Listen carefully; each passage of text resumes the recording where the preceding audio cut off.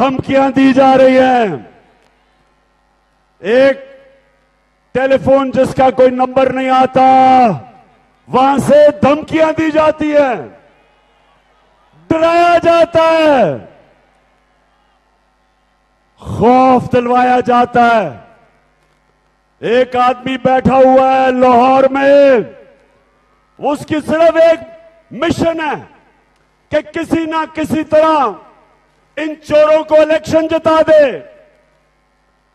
वो लाहौर वाले को भी मैं बता रहा हूं कि तुमने जो मर्जी करना है, तुम सिर्फ अपने आप को जलील करोगे। लोग तुम्हें बुरा भला कहेंगे, तुम जितनी धांधली करवाओगे, तुम जो मर्जी कर लो, धांधली के बावजूद